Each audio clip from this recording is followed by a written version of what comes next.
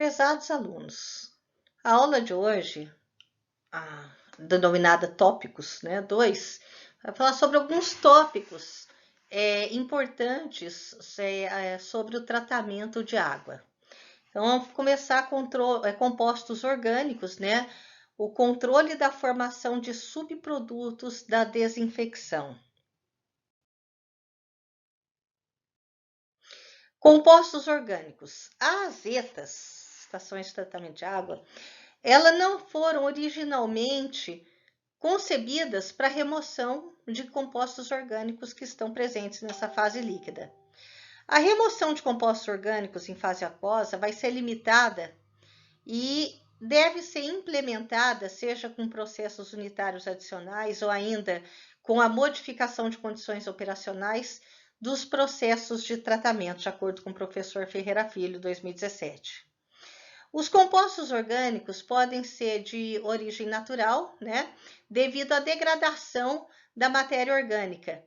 Então, a origem geral, eles são denominados coletivamente por substâncias úmicas, né, conforme o professor Ferreira Filho, 2017. Os compostos orgânicos naturais são formados como subprodutos metabólicos, por exemplo, de algas, demais micro-organismos, a exemplo de compostos orgânicos causadores de gosto e odor, e cianotoxinas. Por sua vez, os compostos orgânicos de origem antropogênica são aqueles sintéticos. Podem ser interferentes endócrinos, produtos farmacêuticos e higiene pessoal, conforme o professor Ferreira Filho, 2017. Né? E também podem ser aqueles compostos orgânicos que foram formados durante o processo de tratamento, a exemplo dos subprodutos da desinfecção. Quais são os inconvenientes? Eles podem conferir cor real na água tratada, pode aumentar a formação de subprodutos da desinfecção, né? Um aumento nas dosagens de coagulante para processo de coagulação. Pode também, além desse aumento, ainda pode interferir nos processos de oxidação químico, né, de ferro e manganês, de acordo com o professor Ferreira Filho, 2017. Os inconvenientes, por exemplo, problemas de gosto e odor em águas de abastecimento. Eles podem complexar os metais, ou seja, ocasionando um aumento da solubilidade desses metais no meio aquoso. Pode aumentar a demanda de agentes oxidantes. Pode aumentar a concentração de compostos orgânicos biodegradáveis nessa água tratada. E ainda conferir alguma toxicidade crônica para essa água tratada. As tecnologias de tratamento para esses compostos orgânicos vai se dar em função do quê? Do peso molecular, da polaridade e da volatilidade. Olha que interessante, de acordo com o professor Ferreira Filho, 2017, a figura 1, a definição das tecnologias de tratamento para a remoção desses compostos orgânicos. E é função do que a gente vê nessa figura? Do peso molecular abaixo, né? A gente tem baixo, médio e alto peso molecular. A polaridade, né? No eixo que seria um Y, né? Vertical, pode ser apolar, semipolar ou polar. E a volatilidade pode ser volátil, semivolátil e não volátil.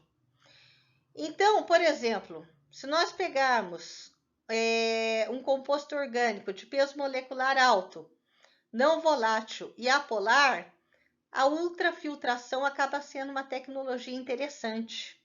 Né? Por exemplo, um composto orgânico volátil, com peso molecular baixo, e polar, a absorção em carvão ativado. Então, é muito interessante de ver as tecnologias mais adequadas em função do peso molecular, polaridade e volatilidade desse composto orgânico.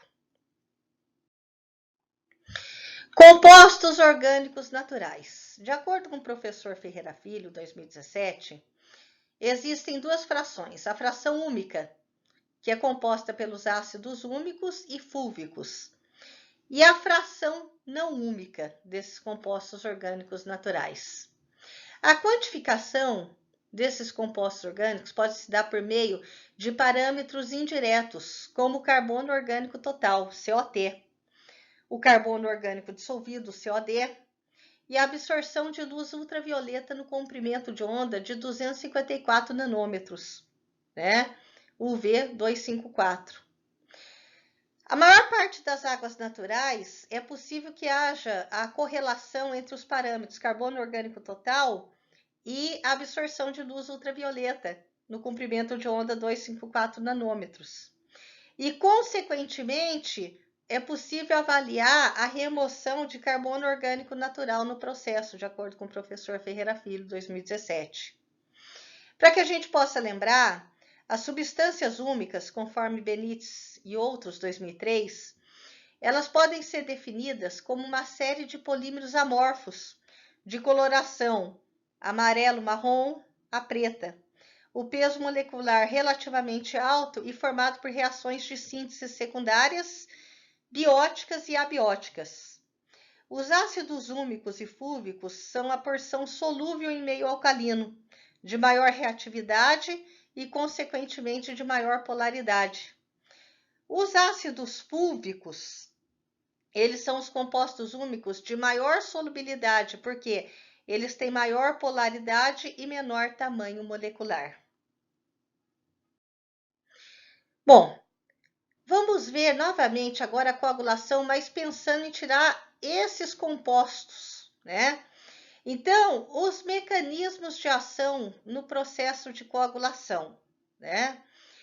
As reações de precipitação dos carbonos orgânicos naturais e as espécies hidrolisadas formadas como resultado da adição do coagulante metálico na fase líquida. Então, a gente lembra do quê? Que quando a gente colocava o sal de alumínio ou de ferro, né, sulfato de alumínio ou cloreto férrico, ele formava aqueles compostos hidrolisados, né? Ou seja, o coagulante metálico do alumínio ou ferro, né? Na fase líquida. E vai haver uma reação de precipitação esses compostos orgânicos naturais e essas espécies hidrolisadas que a gente via até nos diagramas de coagulação lá no início do curso. E também, qual outra ação? Reações de adsorção desses carbonos orgânicos naturais nesse hidróxido metálico, que são aquelas espécies metálicas que a gente via no diagrama de coagulação. Precipitado formado durante esse processo de coagulação. Isso pode ser bem ilustrado, né, de acordo com o professor Ferreira Filho, 2017, nessa figura 2. O mecanismo de remoção dos carbonos orgânicos naturais da fase líquida, mediante a sua precipitação com essas espécies hidrolisadas que a gente já viu na aula de coagulação, que são formadas durante esse processo de coagulação. Então, aquele tracinho, né, são as moléculas orgânicas, né? A bolinha pintada, né, totalmente pintada, são as partículas coloidais. E a esferazinha em branco são as espécies hidrolisadas do alumínio. Então, o que a gente pode ver? Que as moléculas orgânicas, elas vão ocorrer essas espécies, essas reações de precipitação dessas moléculas orgânicas, que são os carbonos orgânicos naturais, e as espécies hidrolisadas, então são aqueles tracinhos com a bolinha branca, né?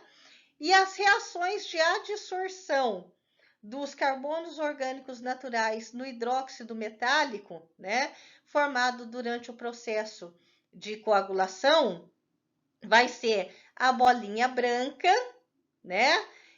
Com o nosso hidróxido metálico, né? Então, o mecanismo de precipitação dos carbonos orgânicos naturais se dá por meio da formação de complexos com as espécies hidrolisadas do coagulante, conforme a gente pode ver nessa equação, né? Apresentada na parte superior do slide, e no caso representada pelo sulfato de alumínio, né? A coagulação. O mecanismo preponderante da remoção do carbono orgânico natural é o qual? É a adsorção ao hidróxido metálico que é formado depois que a gente tem a adição do coagulante, né? Então, a gente pode ver a adsorção ali, ó, as moléculas orgânicas, as partículas coloidais e os hidróxidos metálicos. E a reaçãozinha na figura 3, né? Então, a reação está na parte superior, o mecanismo de adsorção dos carbonos orgânicos naturais no hidróxido metálico.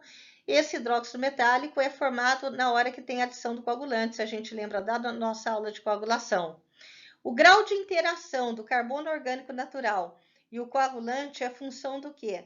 Das características físico-químicas, das condições operacionais, e aí a gente lembra o que era importante na coagulação: o tipo, a dosagem do coagulante e o pH de coagulação, de acordo com o professor Ferreira Filho, 2017. A remoção dos carbonos orgânicos naturais com sais de ferro é mais efetiva do que com sais de alumínio, de acordo com o professor Ferreira Filho, 2017. Há uma maximização da remoção dos carbonos orgânicos naturais a um pH entre 5,5 e 6,5. E as dosagens para otimização dessa remoção dos carbonos orgânicos naturais são superiores àquelas para só desestabilização das partículas coloidais, que foi o que a gente viu na aula de coagulação, que era a finalidade era a desestabilização das partículas coloidais. Se eu quero remover o carbono orgânico natural, eu vou ter que usar uma dosagem, né, superior, né? A dosagem ótima vai ser superior, né?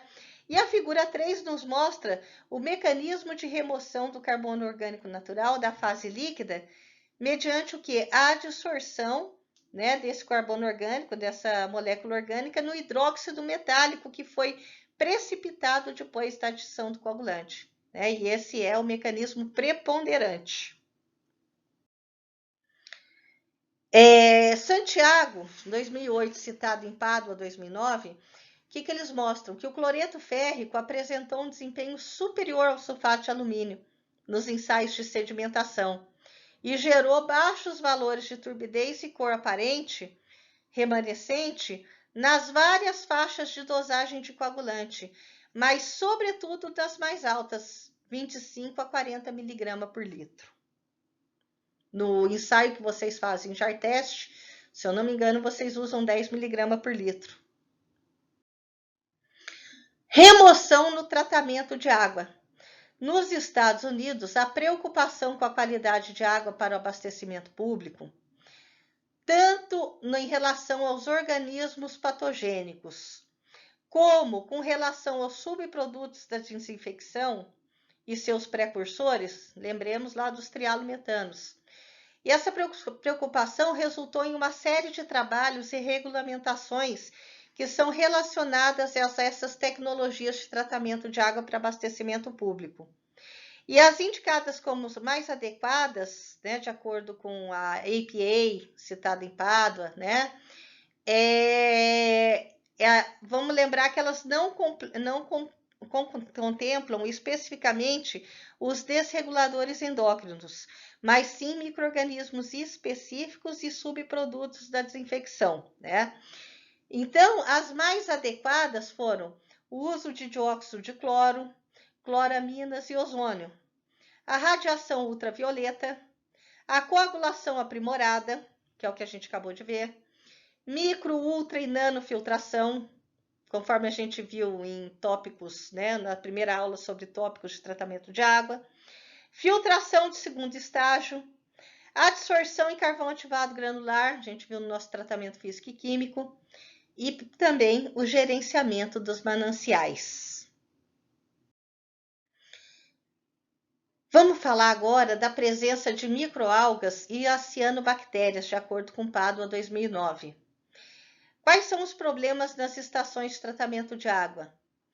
A dificuldade de coagulação e floculação, né, que elas vão causar. A baixa eficiência do processo de sedimentação. Olha tudo que causa essas microalgas e cianobactérias. A colmatação dos filtros.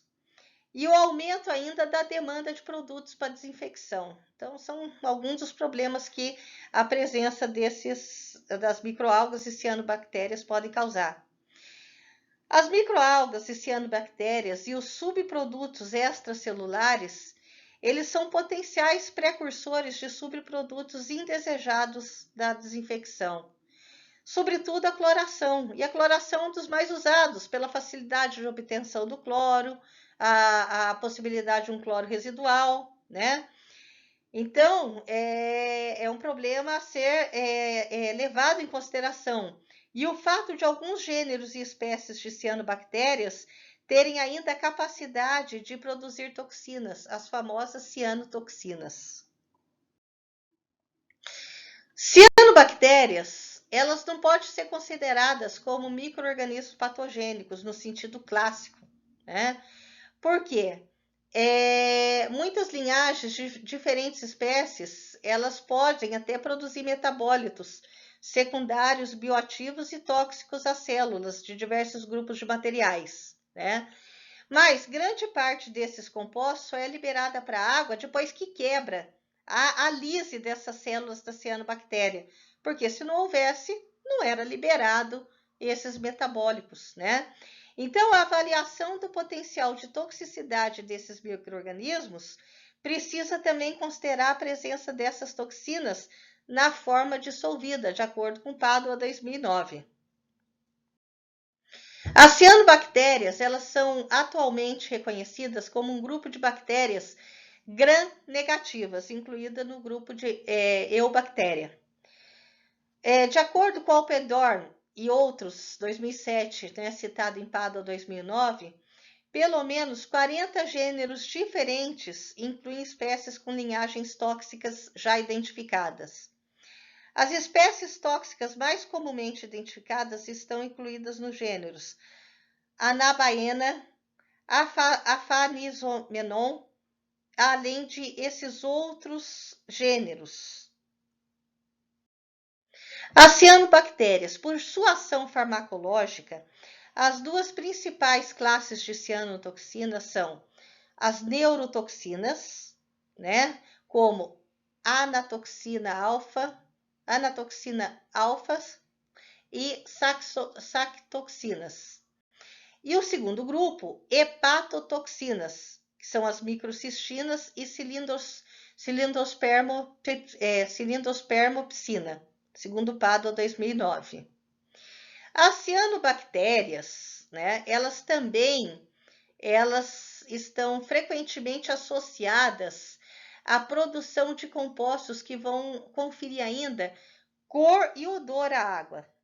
Os dois principais compostos já caracterizados nesse sentido são a geosmina e a 2-metilisoborneol, MIB, de acordo com o Padua 2009. E é muito aceito, amplamente aceito pelos microbiologistas e limnologistas que estudam a formação dessas florações, né, de cianobactérias, que a carga de nutrientes, o tempo de detenção da água e a estratificação e a temperatura são os principais fatores que influenciam a formação e a intensidade das florações, de acordo com Padua 2009. Sobre as cianotoxinas, há uma dificuldade de quantificação e identificação analítica dessas cianotoxinas que estão presentes nessa água bruta, né? Então, o padrão de qualidade, né, ela já contempla, né, a presença de cianotoxina microcistina, né, cuja incidência é maior em mananciais eutrofizados. A portaria do Ministério da Saúde 2914 de 2011, que agora foi para a portaria de consolidação número 5, né? Mas a origem é a 2914 de 2011, e o anexo 20 nos diz isso, nos diz que as concentrações de microcistina e saxitoxinas devem ser inferiores a 1 micrograma por litro e 3 microgramas por litro na saída do tratamento, né? Então, respectivamente. A utilização de sais de ferro, especialmente o cloreto férrico, apresentam eficiências de remoção de cianobactérias melhores que aquelas que foram apresentadas pelos sais de alumínio, de acordo com o professor Ferreira Filho, 2017. De acordo com PADA 2009, acerca da remoção de cianobactérias e cianotoxinas por meio das técnicas mais usuais de tratamento de água, ele nos fala sobre as etapas de coagulação e floculação que devem ser otimizadas. Então, aqueles mecanismos de desestabilização que a gente viu na coagulação, né, das microalgas e cianobactérias, segundo Benhart e Clasen, 91, citado em PADA 2009, são aqueles mesmos que vão atuar nas partículas inorgânicas, conforme a gente viu na aula de coagulação. Mas elas são dependentes já da estrutura desses organismos, né? Que são as microalgas e cianobactérias. A gente se lembra lá dos mecanismos de coagulação, né? Vamos rever de novo aqui, vamos rever o mecanismo de varredura, né? Então, as microalgas e cianobactérias, elas são mais ou menos esféricas e as superfícies delas são suaves. Elas podem ser desestabilizadas pelos mecanismos de adsorção e neutralização de cargas. Estruturas não esféricas, grandes ou filamentosas, elas já vão necessitar de dosagens elevadas de coagulante, que vai resultar daí na predominância do mecanismo de varredura. Lembra que nós vimos os 4 mecanismos de coagulação? Então, aqueles que não se recordam, recomenda-se assistir novamente a aula sobre coagulação. As cianobactérias, de acordo com o professor Ferreira Filho, 2017, é muito dificultosa a definição das condições ótimas de coagulação que possam tornar viável a maximização, otimizar a remoção das cianobactérias numa escala real. Então, o que se recomenda sempre? É que os estudos de otimização sejam realizados em escala de jar-teste, para que depois possam ser transpostos para a escala da estação de tratamento de água. Então, a utilização de decantadores convencionais de fluxo horizontal e de decantadores de alta taxa, quando corretamente operados, é bastante adequada com relação à separação sólido-líquido daqueles flocos que foram formados pelos processos de coagulação e floculação. Isso nós vimos na aula de decantação. Entretanto, a flotação por ar dissolvido apresenta maiores vantagens, pois os flocos formados, quando a gente tem esse caso aqui, desse slide, ela tende a apresentar baixos valores de massa específica, tornando-os mais suscetíveis de remoção de fase líquida. É importante, portanto, o correto controle do lodo removido pelos processos de separação sólido-líquido, devendo evitar o quê? O acúmulo e a posterior decomposição. Ainda pelas técnicas mais usuais de tratamento de água, conforme PADA 2009, vamos falar sobre a filtração direta, porque aqui maiores problemas operacionais vai enfrentar quando eu tiver água bruta para tratar com elevada densidade de fitoplâncton. Aí, para melhorar o desempenho dessa técnica, torna-se necessário a introdução de uma etapa de pré-oxidação. Por outro lado, a gente acaba entrando no risco de geração de subprodutos potencialmente prejudiciais à saúde humana. A remoção de microalgas e cianobactérias na filtração direta varia consideravelmente, um espectro de 10 a 70% de remoção. E essa remoção vai se dar em função da espécie presente na água e das características de projeto e operação do filtro. Uma preocupação bem particular com relação às técnicas de tratamento que se vai basear no uso de coagulantes, no condicionamento da água, é o efeito desses produtos sobre a integridade das células dessas cianotoxinas. E se há um risco à integridade dessas células, a célula pode sofrer a lise e acabar fazendo as toxinas serem despejadas aí dissolvidas para o meio líquido.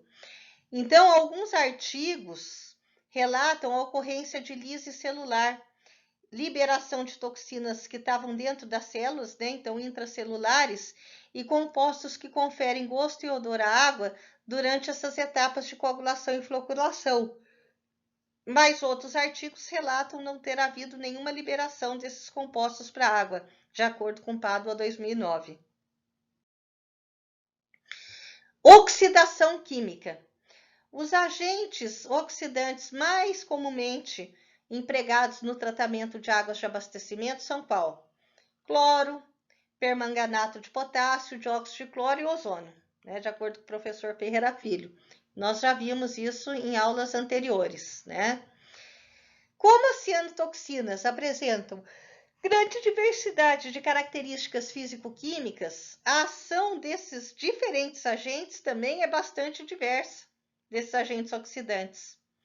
Então, a gente não consegue definir, de acordo com o professor Ferreira Filho, um único agente oxidante que seja capaz de garantir a oxidação de todas as cianotoxinas que, porventura, possam estar presentes nessas águas naturais. O ozônio é que apresenta maior efetividade na oxidação de diferentes cianotoxinas. A oxidação química. Qual é o risco da adoção de uma pré-oxidação? O uso de dose de oxidante que não seja otimizada pode ainda promover aquela quebra celular, a lise celular. E aí, esse problema pode ainda ser agravado pela reconhecida baixa eficiência de remoção da toxina dissolvida pelos processos que são baseados na coagulação, de acordo com o Padua 2009. No caso do cloro ser usado como pré-cloração, deve-se garantir uma dosagem suficiente para a oxidação das cianotoxinas intra- e extracelular. Porque, se eu uso cloro, a possibilidade de ruptura da membrana celular, daquela lise celular, vai ser alta, né? Dessas cianobactérias presentes na água bruta. E se tem a lise celular, dá a liberação das cianotoxinas intracelulares, de acordo com o professor Ferreira Filho, 2017. Então, olha os valores, né, de concentração vezes o tempo para oxidação da microcistina, né, LR, pelo cloro livre em função da temperatura e do pH da fase líquida.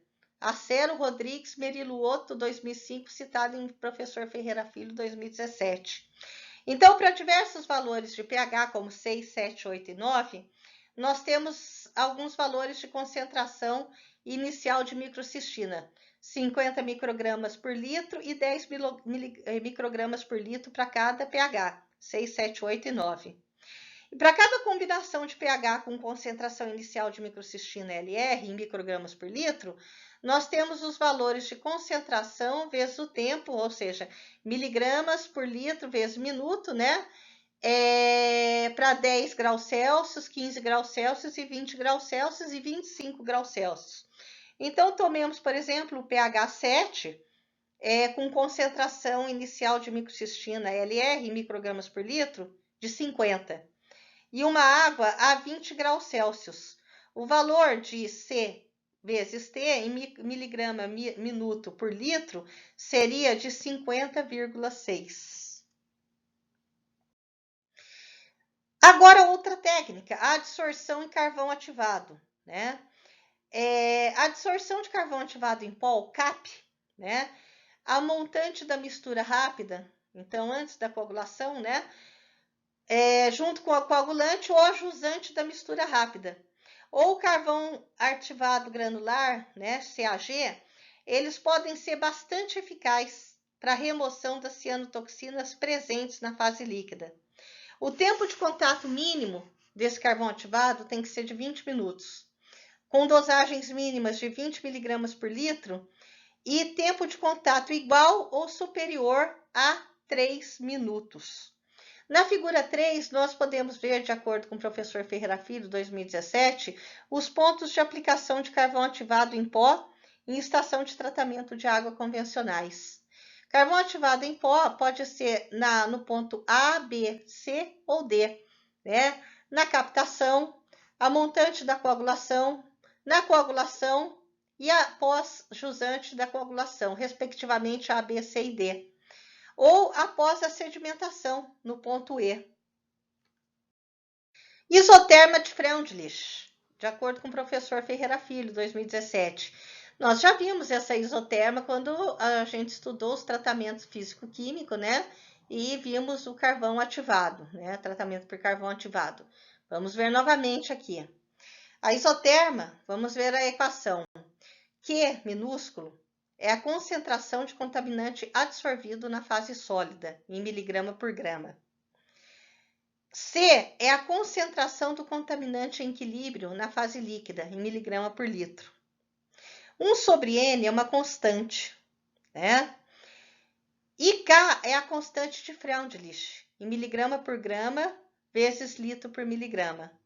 Nós podemos ver na tabela 3 valores de K e 1 sobre N para determinados compostos orgânicos sintéticos, de acordo com a American Water Works, né?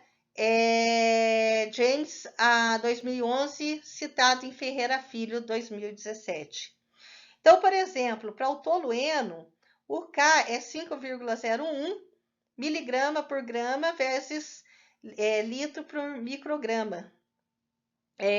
E nós temos aqui 1 sobre N, 0,429 para alguns compostos. Então, são conhecidos esses parâmetros da isoterma de Freundlich. Quais são os padrões de potabilidade da portaria do Ministério da Saúde 2914/2011? Lembrando que nós temos agora uma portaria de consolidação número 5, em que o anexo 20 nos mostra, né, também do Ministério da Saúde, esses artigos que vieram da portaria 2914/2011, conforme apresentado por Ferreira Filho, 2017. Quais são os diferentes produtos da desinfecção? Por exemplo, o composto os trialometanos. Qual é o agente oxidante? Cloro e cloraminas. Qual é o padrão de potabilidade? 100 microgramas por litro. Ácidos aloacéticos. Quais são os agentes oxidantes? Também cloro e cloraminas. Padrão de potabilidade, 80 microgramas por litro.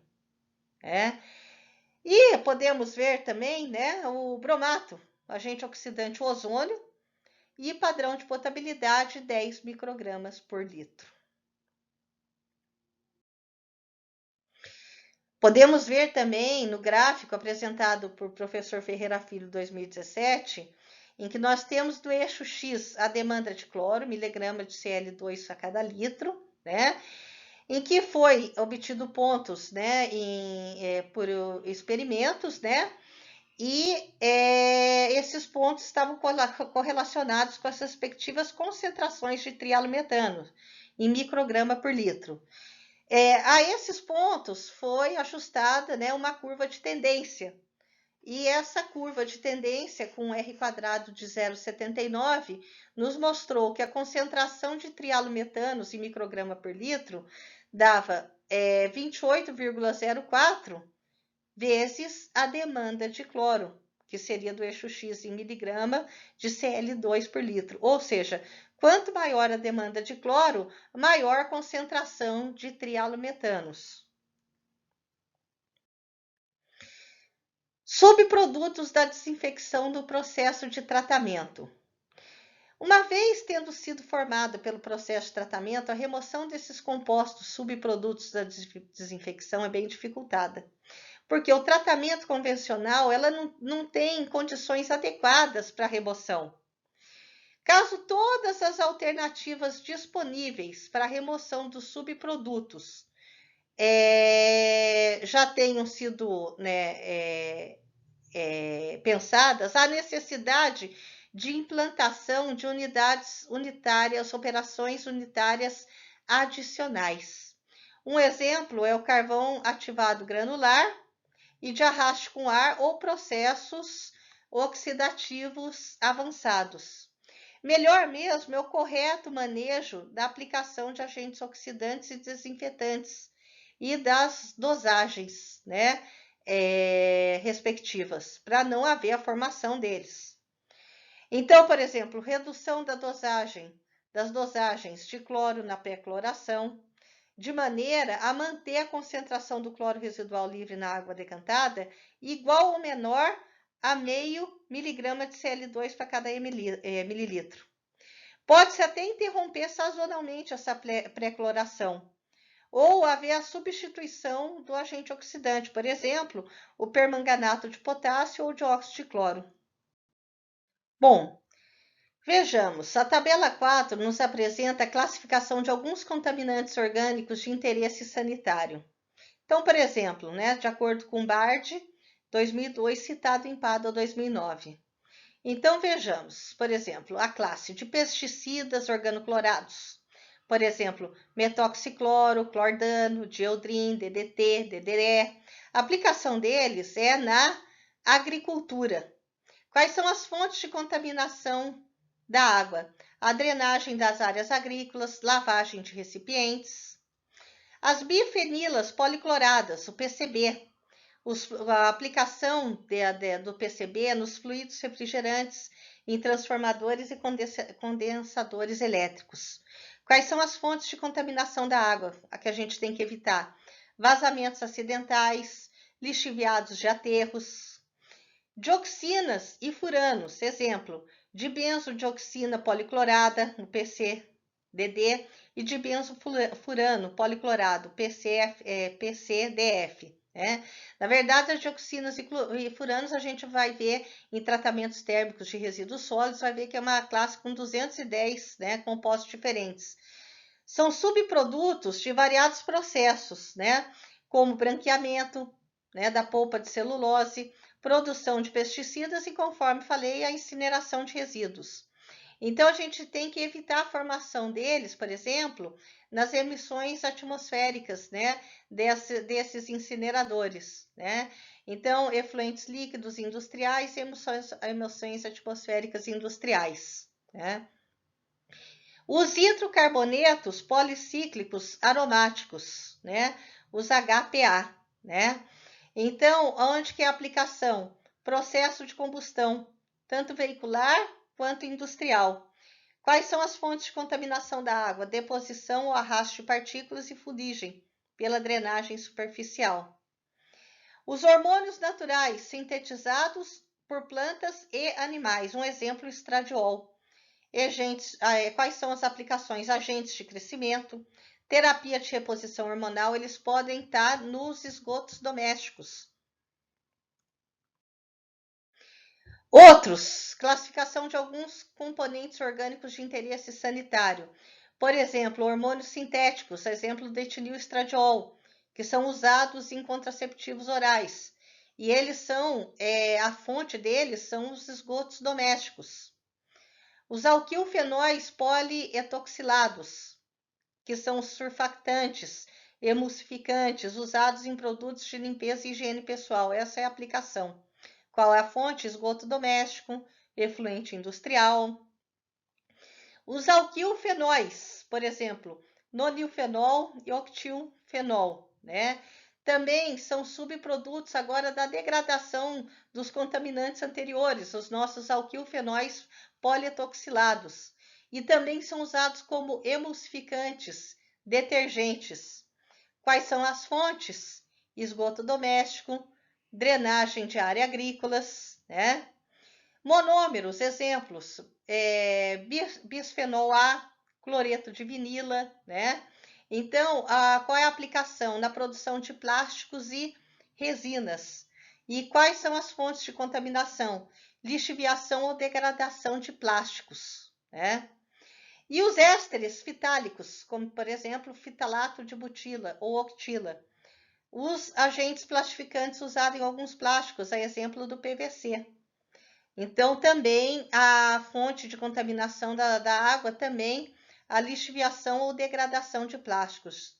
Essa tabela também de acordo com Bard, 2002, citado em Pádua, 2009.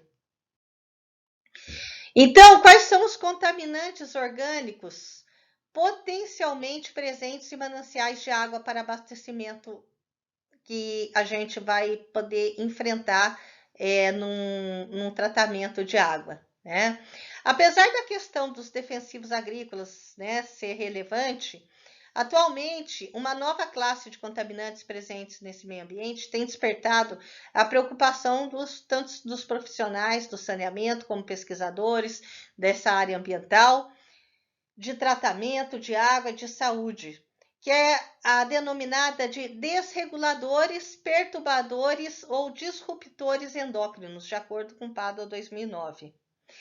Uma substância ou mistura exógena que altera as funções de um sistema endócrino e, por consequência, vai causar danos em um organismo sadio, nos descendentes ou em outros grupos de organismos vivos. Então, isso daí é um desregulador, perturbador ou disruptor endócrino, de acordo com Dumpstra 2002, citado em PADA 2009.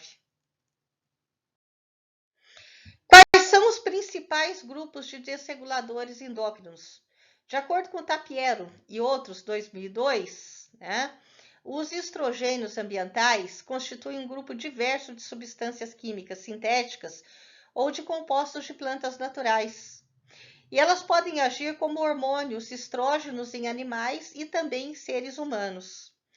Esses compostos são encontrados em inseticidas, né? Por exemplo, DDT, endosulfan, diodrin, metoxicloro, toxafeno, clordano, em herbicidas como atrazina, nitroferol, fungicidas como nematocidas e outros compostos químicos com aplicações diversas, né, como bifenilas policloradas, né, os PCBs, dioxinas, benzopireno, de acordo com o PADA 2009. Também são considerados compostos estrogênicos alguns metais pesados, como chumbo, mercúrio e cádmio, e substâncias originadas da hidrólise ou degradação parcial dos surfactantes, incluindo o nonilfenol e o octilfenol, bem como produtos plastificantes, fitalatos e bisfenol A. Alguns produtos nós já vimos até tabelados, né? Nos principais grupos de desreguladores endócrinos, de acordo com o PADA 2009. Podemos ver na tabela 1, né, as eficiências de remoção, né, com as respectivas referências, né, conforme mostrado em PADO 2009, para estradiol, né, que é o E2, etililestradiol, EE2, nonilfenol, NP, bisfenol A, BPA, dietilftalato é DEP, e o BEHP é o bis-2-etil-exilftalato, né? De acordo com a tecnologia. Então, vamos pegar, por exemplo, o estradiol. Então, de acordo com Veras e outros, 2006, né, apresentou uma remoção de 95% de estradiol, o uso de carvão ativado em pó, 20 mg por litro, com um tempo de contato de 4 horas, né? De acordo com Pauni e outros, 1998, houve uma eficiência de remoção de 90% a 100% do NP, né, que é o nonilfenol, e o DEP, dietilftalato, quando do uso do carvão ativado granular. Já com o uso de carvão ativado em pó, duas referências, e outros 2003, e Feuerhacker e outros 2001, uma eficiência de remoção maior que 99% quando o uso do carvão ativado em pó para o bisfenol, o estradiol e etililestradiol. Para o uso do carvão ativado em 5 mg por litro e tempo de contato de 4 horas, o etililestradiol e o estradiol obtiveram uma eficiência para o estradiol de 84% e etililestradiol de 77%, conforme estudos de Westhoff e outros, 2005. A ultrafiltração, de acordo com Miersva e outros, 2005, apresentou uma eficiência de remoção de maior que 90% de etililestradiol e nonilfenol. A nanofiltração obteve uma eficiência de remoção de 67% a 98% para o bisfenol e para o nonilfenol de 70% a 97% nos estudos de Gallen-Pecker e outros, 2003. A osmose reversa, nanofiltração e ultrafiltração, de acordo com Bodzek e outros, 2004, apresentou de 95,1% a 99,9% de eficiência de remoção do dietilftalato e 99,6% a 99,9% de eficiência de remoção para o bis-2-etilhexilftalato. O uso do filtro biológico com de óxido de manganês a uma vazão de 1,2 litro por hora apresentou 81,7% de eficiência de remoção de etinil estradiol, conforme Ruder e outros em 2004. Podemos ver, por exemplo, o tratamento convencional que teve uma eficiência de remoção de 25% para estradiol e etinil estradiol no estudo de Westphal e outros, 2005. A cloração, 1 mg de cloro por litro do bisfenol, houve 58% de remoção, de acordo com, e 5% do nonilfenol, de acordo com Choi e outros, 2006. A ozonização, pelos mesmos autores, Choi e outros, 2006, ele apresentou 60% de eficiência de remoção do bisfenol e 89% de remoção do nonilfenol. E a ozonização, por exemplo, em Wang e outros, 2005, de 5 a 6 miligramas de ozônio para cada litro, né, apresentou 53% de remoção, de eficiência de remoção para o estradiol, 71% para o etinil estradiol e 21% do nonilfenol. Interessante do Alum e outros, 2004, que apresentou uma eficiência de remoção maior que 97% para todos os estudados, que foram bisfenol, etinil estradiol e estradiol. Uma ozonização de 1,5 miligrama de ozônio, de O3 para cada litro, e tempo de contato de 10 minutos. Então, vamos falar, por exemplo, agora da tecnologia de ultrafiltração, de acordo com o PADO 2009. Testes em uma unidade de ultrafiltração utilizando membrana com peso molecular de corte de 10.000 gramas por mol resultaram em eficiência de remoção de 94,2% para o etinil estradiol. Ressaltando-se que foi resultado de um teste isolado, que, lógico, uma avaliação mais profunda deve ser realizada. Então, de acordo com o PADO 2009, essa unidade piloto de ultrafiltração está descrita nessa representação esquemática, né? Então, a água bruta entra, né? Vai para um filtro de areia, né? Tem um medidor de pressão diferencial, né? E aí segue para um tanque de alimentação de 500 litros, né? Temos uma bomba dosadora e o tanque de cloro, né? Também para alimentar, né? Bom, depois vai para uma bomba de alimentação e um filtro tela, e depois para uma membrana de ultrafiltração, né?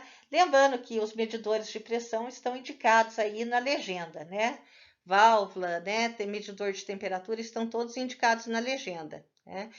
Da membrana de ultrafiltração sai o tanque de permeado, um tanque de 500 litros também, há uma ligação com um tanque de limpeza, né? Um tanque de permeado e a saída do permeado, assim como a saída depois do concentrado. E temos a saída da água de lavagem de todo esse sistema. Ainda segundo o PADO 2009, temos alguns fluxogramas de tecnologias. Nesse caso, de oxidação, adsorção e separação em membranas para tratamento, por exemplo, de águas subterrâneas contaminadas por agrotóxicos. Como que pode haver esse tratamento? Água subterrânea contaminada com agrotóxico, um tratamento pode ser a adsorção em carvão ativado granular, né? Podemos ter passar por um controle de vazão, um reservatório, e aí ir para o carvão ativado granular, quer seja pelo controle de vazão ou não, ir para a desinfecção, fluoretação e correção de pH, né? Podemos mandar direto essa água subterrânea com agrotóxicos para as membranas e depois ir para desinfecção, fluoretação e correção de pH, ou antes das membranas passar por adsorção e carvão ativado pulverizado. E aí passa pelas membranas e por fim desinfecção, fluoretação e correção de pH. Bom, e quando for água superficial contaminada com agrotóxico? De acordo com o PADO 2009, ela pode passar por uma filtração em margem, né? E ir diretamente para desinfecção, fluoretação e correção de pH.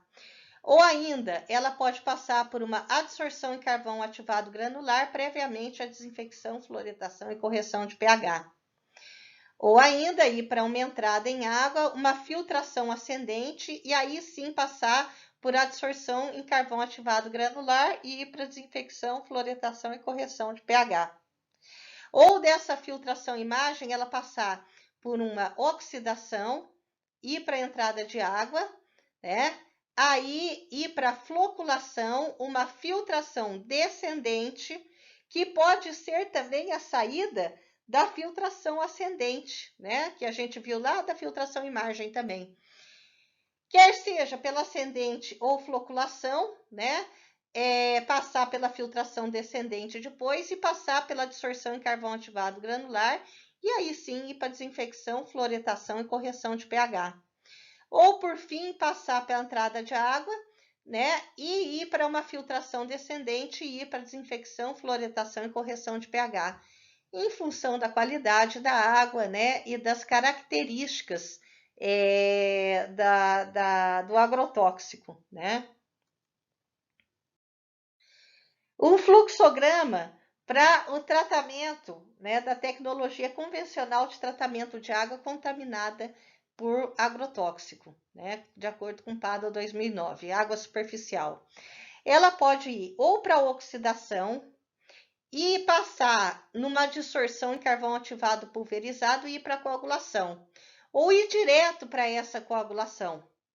E depois a floculação, conforme a gente viu, tratamento convencional, decantação ou flotação, filtração rápida descendente e passar novamente por uma dissorção em carvão ativado granular ou aí uma filtração em membrana, para por fim ir para desinfecção, fluoretação e correção de pH, né?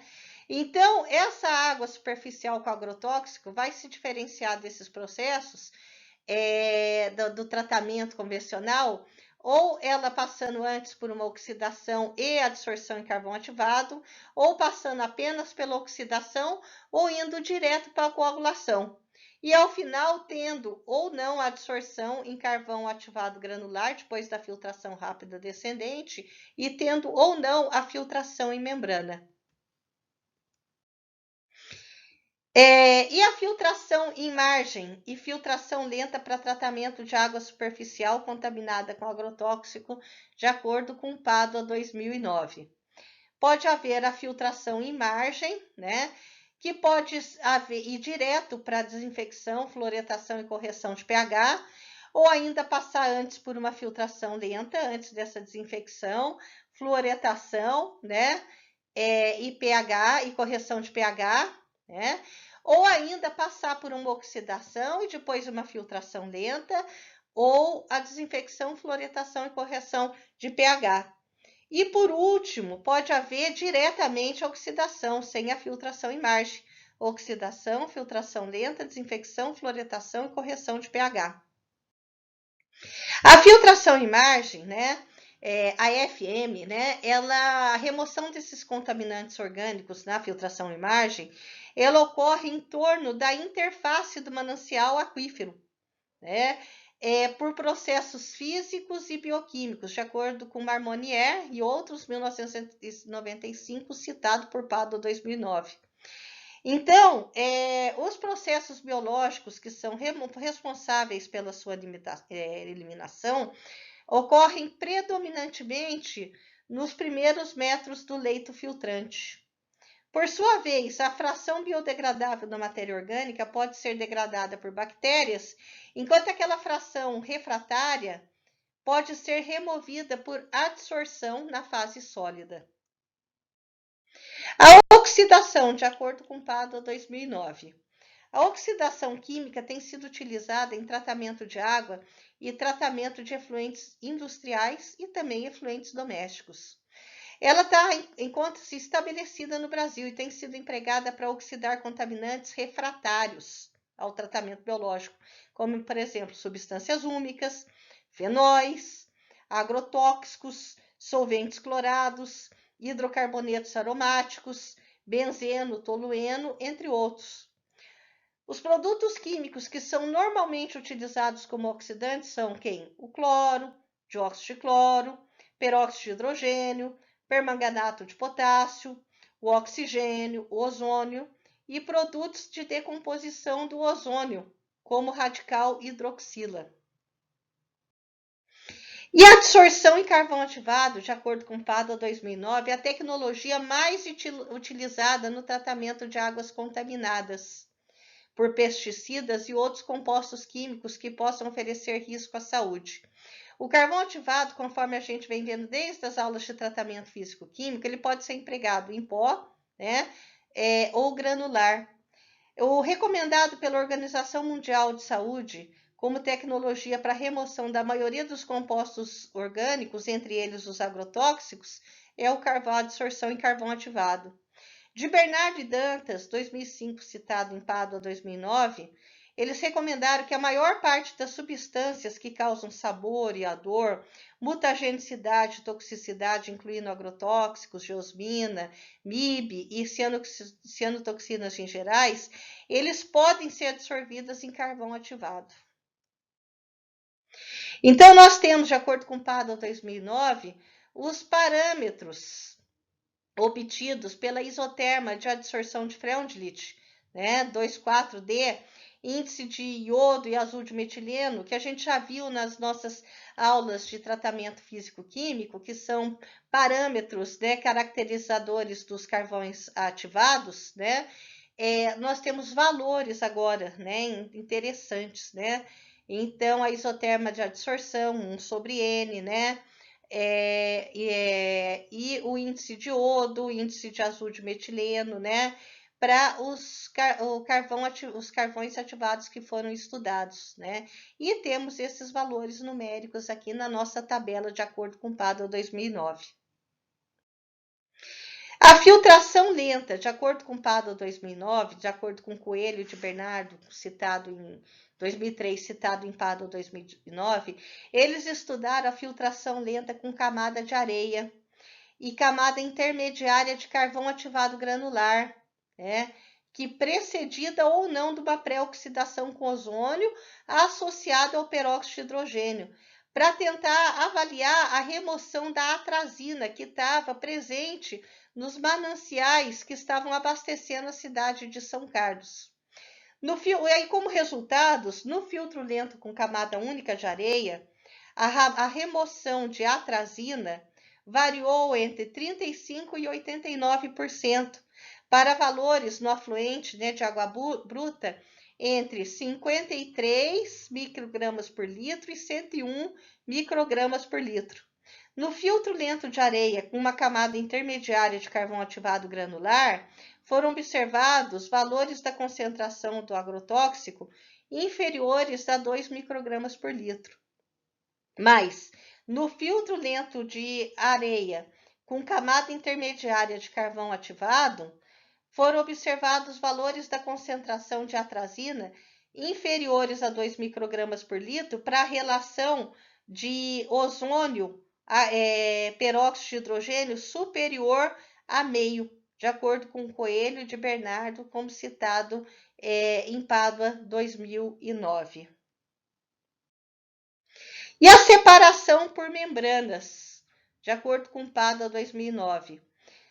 As técnicas que utilizam membranas para tratar a água de abastecimento são muito notadamente eficazes para reduzir turbidez, micro-organismos, microcontaminantes, subprodutos da oxidação, desinfecção e também para melhorar a qualidade com relação a gosto dessa água potável. A natureza do material dessa membrana, se é de poliamida, amida, acetato de celulose, vai influenciar o mecanismo de retenção. A presença da matéria orgânica vai beneficiar a remoção de alguns agrotóxicos, como a que a gente falou no slide anterior, a atrazina, e também o agrotóxico simazina. Os sistemas de nanofiltração, eles não vão remover completamente todos os agrotóxicos. Então, um tratamento suplementar como a adsorção em carvão ativado granular pode se fazer necessário. A nanofiltração, ela vai necessitar de pré-tratamentos físicos e químicos que sejam perfeitamente adaptados para garantir a perenidade das membranas e reduzir os riscos da perda de desempenho desse sistema. As referências bibliográficas da aula de hoje, né? Benites, Ferreira Filho, Sidney Seckler, né? 2017 e Pádua, 2009. Muito obrigado pela atenção à aula de hoje.